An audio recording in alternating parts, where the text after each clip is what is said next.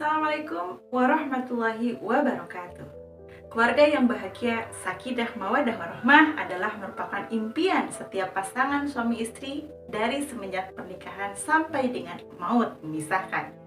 Bahkan setiap pasangan suami dan istri berharap pernikahan mereka cukup satu kali untuk seumur hidup. Tak sedikit pula mereka yang berharap bisa sehidup semati dalam membina rumah tangga.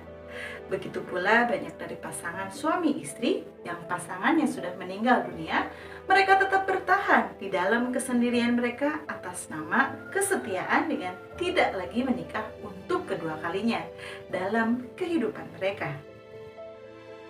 Namun dalam kenyataannya tak sedikit pasangan suami istri yang telah mengikrarkan janji suci untuk sehidup semati, tidak bisa mempertahankan rumah tangga mereka.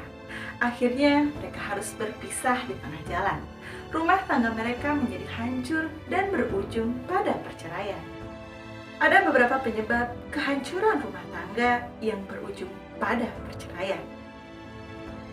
Terjadinya perselingkuhan dalam rumah tangga, baik karena adanya pria idaman lain atau wanita idaman lain, atau bahkan cinta lama bersemi kembali, CLBK. Tidak ada seorang pun yang ingin untuk diselingkuhi oleh pasangannya dalam rumah tangga. Apalagi perselingkuhan itu sudah mengarah kepada hubungan seksual. Kalau sudah keadaannya sudah seperti itu, tentu pasangan akan merasa tersakiti. Perasaannya sehingga ujung-ujungnya berakhir dengan perceraian yang menyebabkan terjadinya kehancuran rumah tangga.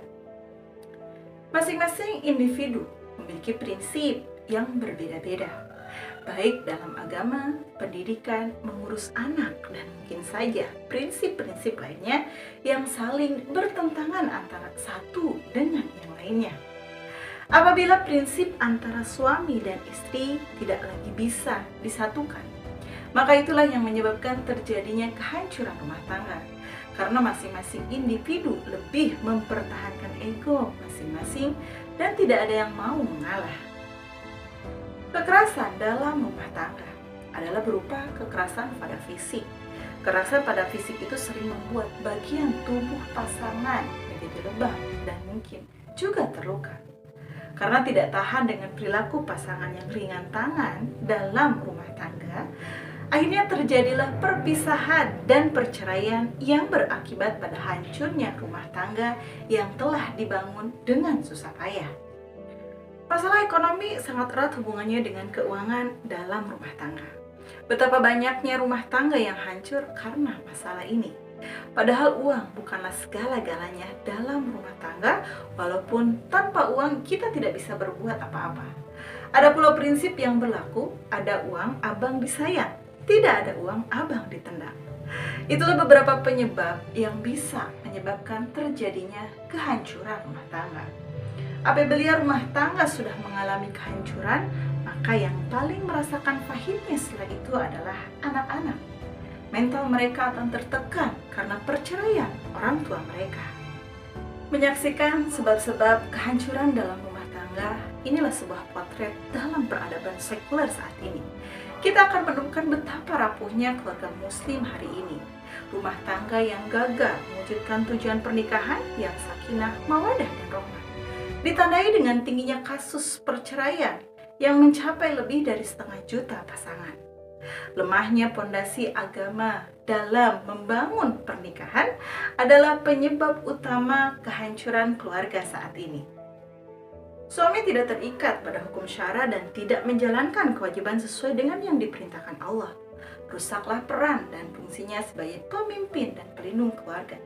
Di sisi lain, banyak juga istri yang tidak terikat pada hukum-hukum syara, tidak menjalankan kewajiban hingga memicu ketidakharmonisan. Tidak taat pada suami, menuntut nafkah di luar kemampuan, bahkan nusyuj atau membangkang suami.